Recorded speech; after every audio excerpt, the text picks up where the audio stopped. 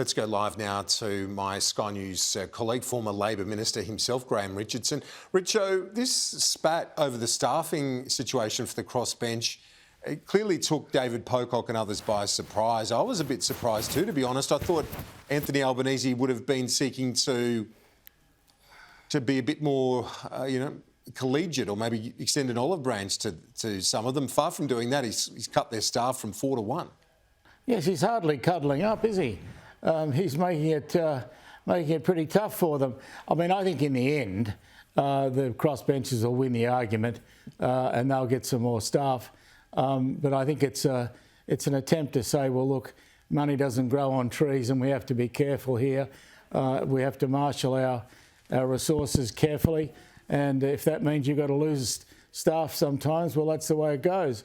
It's an easy message for a government. Pretty tough to ever get it across to a crossbencher who's losing a staffer.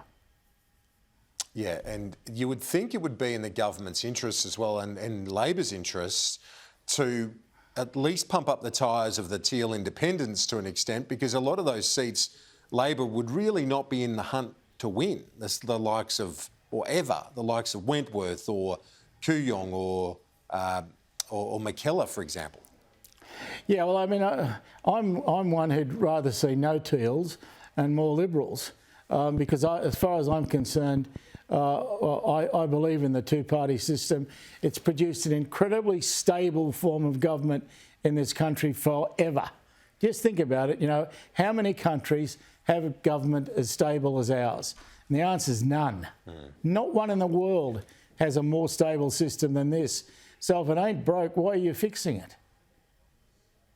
Yeah, it's certainly, that is a risk to that system. There's no doubt about that. As for the broader outlook for the government, the Prime Minister's on his way to Madrid for the NATO talks, so he continues his presence on the world stage. But this is an important one, Richo. Australia invited, along with New Zealand, Japan and Korea, to be there alongside NATO for these talks.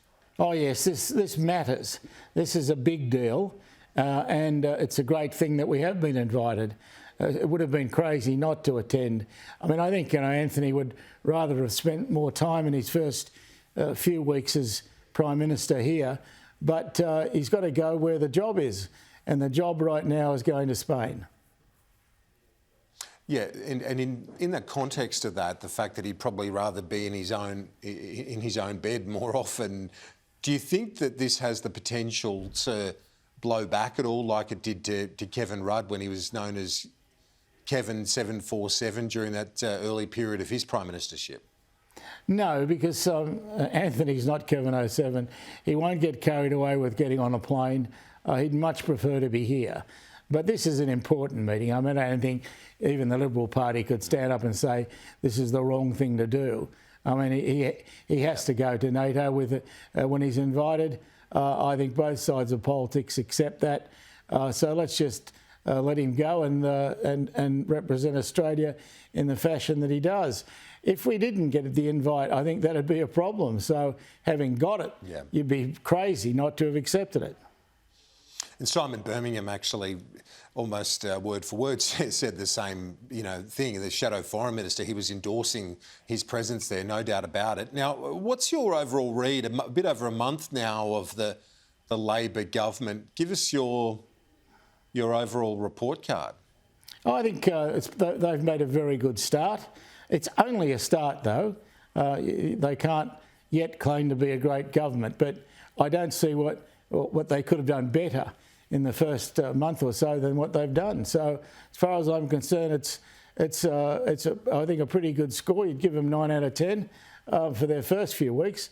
But the first few weeks, if you got your honeymoon, you're always going well in the first few weeks. It doesn't really matter how you go in the first few weeks. It's how you go in the first year and 2 years. And so I think, ask me the question in 6 months or so, and we'll see if I've got an appropriate answer.